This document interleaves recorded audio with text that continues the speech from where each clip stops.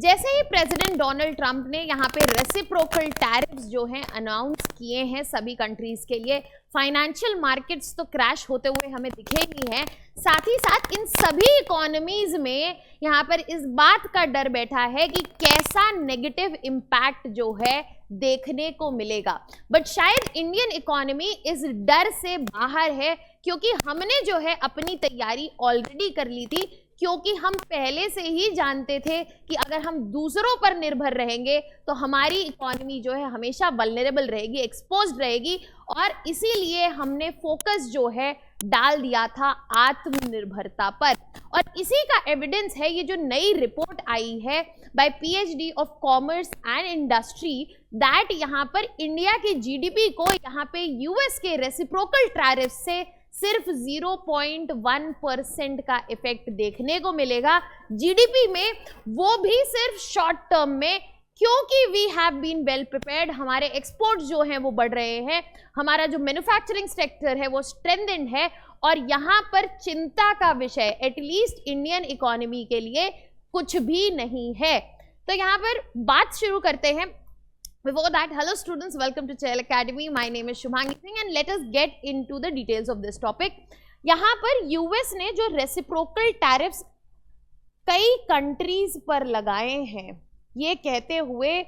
कि आप हमारे साथ अनफेयर वे में ट्रेड कर रहे थे। 2 अप्रैल से ये जो टैरिफ्स जो हैं अनाउंस हो चुके हैं, और इंडिया पे भी 26% का जो टैरिफ है वो अनाउंस हुआ है। इसके बेसिस पर यहाँ पर एक्सपेक्टेड है कि इंडिया के जीडीपी में एक स्लाइट डिप हमें देखने को मिलेगा। कितना एक्सपेक्टेड है? 0.1%। But the good news is कि शॉर्ट टर्म में एक्सपेक्टेड है, और यहाँ पर इससे रिकवरी जो है वो भी इजीली हो सकती है। अब ये रिपोर्ट जो है ये आई है by PHD chamber of commerce and industry, और उन्होंने क्लियरली एम्फसाइज किया है कि इंडिया का जो इंडस्ट्रियल कॉम्पिटिटिवनेस है वो बढ़ रहा है, जिसमें गवर्नमेंट के सपोर्ट की बहुत बड़ी कंट्रीब्यूशन रही है through PLI incentive scheme, make in India and आत्मनिर्भर भारत, जिसकी वजह से यहाँ पे जो नेगेटिव इम्पैक्ट्स हमें एक्सपेक्टेड हैं हम उसे समय से मिटिगेट कर पाएंगे, और इंडियन इकोनॉमी का यहाँ पर आने वाले समय में हमें जो ग्राफ अपवर्ड ट्रैजेक्टरी दिख रही थी in terms of GDP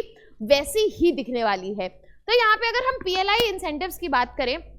PLI scheme की बात करें, तो it has been a successful scheme, और यहाँ पे इन्वेस्टमेंट जो है करीब 1.5 लाख करोड़ का जो है वो रियलाइज करा जा चुका है। प्रोडक्शन वैल्यू जो है 12.5 लाख करोड़ से भी इस वक्त ज़्यादा है। एम्प्लॉयमेंट 9.5 लाख से ज़्यादा है, चाहे हम डायरेक्ट एम्प्लॉयमेंट बोले या इनडायरेक्ट एम्प्लॉयमेंट बोले, और एक्सपोर्ट्स जो है वो 4 लाख करोड़ से ऊपर है। ये तो मैं यहाँ पे सिर्फ एक स्कीम की बात कर रही हूँ। इसके अलावा अगर हम मैन्युफैक्चरिंग सेक्टर की तरफ बढ़ते हैं तो आप वहाँ पे भी देख पाएंगे कि इंडिया का जो डिफेंस एक्सपोर्ट है, अगर यहाँ पर हम रीसेंट डेटा के हिसाब से जाएं तो एट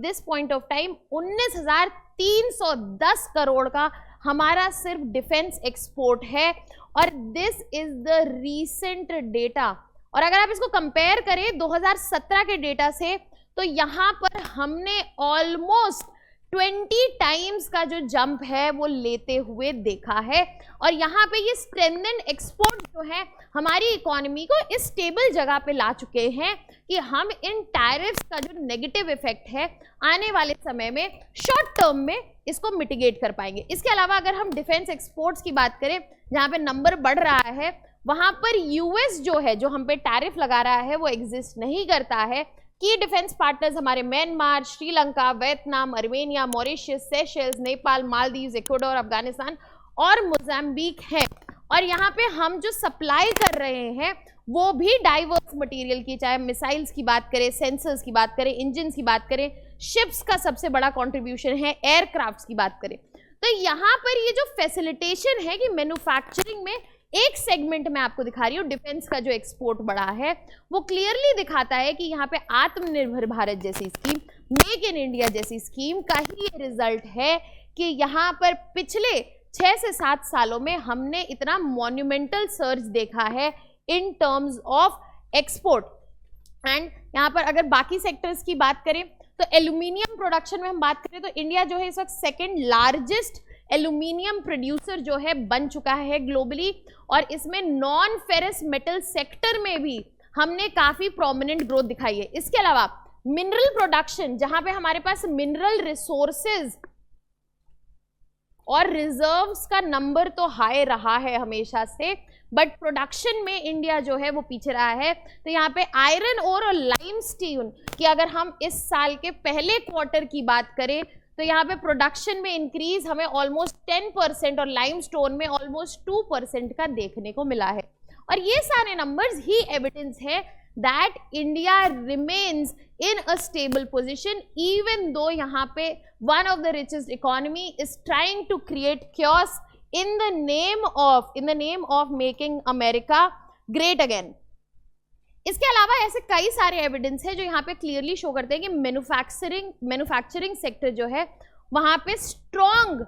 ग्रोथ देखने को मिली है, और जिसकी वजह से आने वाले समय में हम यहाँ पर देख पाएंगे कि इंडिया की जो पोजीशन है एज अ ग्लोबल कॉम्पिटिटर और competitive manufacturer in global space वो बनी रहेगी। साथ ही साथ यहाँ पर इसी रिपोर्ट में ये भी हाईलाइट किया गया है कि इंडिया की जो प्राइस कॉम्पिटिटिवनेस है ग्लोबल मार्केट में वो भी बढ़ रही है, और प्रोडक्ट क्वालिटी जो है इसकी वजह से, इन दोनों फैक्टर की वजह से यहाँ पे एक हाईली अट्रैक्टिव ऑप्शन है हम ग्लोबल मार्केट में, स्पेशली ऐसे रीजन्स जैसे कि middle east, south Africa, Latin America and parts of Asia. अब यहाँ पे जो हम शिफ्ट देख रहे हैं towards diverse set of trade partners, हम किसी सिंगल ट्रेड पार्टनर पे डिपेंडेंट नहीं रहे हैं, चाहे आप एक्सपोर्ट्स की बात कीजिए, मैन्युफैक्चरिंग की बात कीजिए, या फिर हम जो ऑयल इंपोर्ट करते हैं उसकी ही बात कर लीजिए। वी हैव नोन कि जितने diverse set of trade partners रहेंगे उतना सेफ, सिक्योर और नेगेटिव इफेक्ट्स को मिटिगेट करने का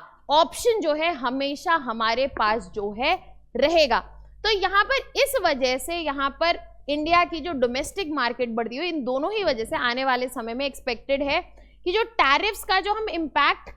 एक्सपेक्ट कर रहे हैं हम उसको अब्सॉर्ब कर पाएंगे, और आने वाले समय में इंडिया जो है यहाँ पर रिफॉर्म्स ला सकती है अपने मैन्युफैक्चरिंग आउटपुट को बढ़ाने के लिए, फॉरेन इन्वेस्टमेंट को चेंज करने के लिए, जैसे कि ease of doing business reforms. तो यहाँ पर जो इतनी हाहाकार मची हुई है टैरिफ्स को लेके, इंडियन इकोनॉमी में सिचुएशन उतनी बुरी नहीं देख रही है। अगर हम यहाँ से अपना स्टेप राइट डायरेक्शन में लें, जिसमें ऑलरेडी हम काम करते आ रहे हैं, तो शायद यूएस के इन टैरिफ्स का बहुत नेगेटिव इम्पैक्ट हमें इंडियन इकोनॉमी पे देखने को नहीं मिलेगा। आई होप आपको इस पर्टिकुलर टॉपिक से रिलेटेड सारे डायमेंशन जो है क्लियर हुए हैं। If you have any doubts or concerns, you can drop your questions in the comment section. For more such videos and content related information, please subscribe to our YouTube channel. Thank you so much.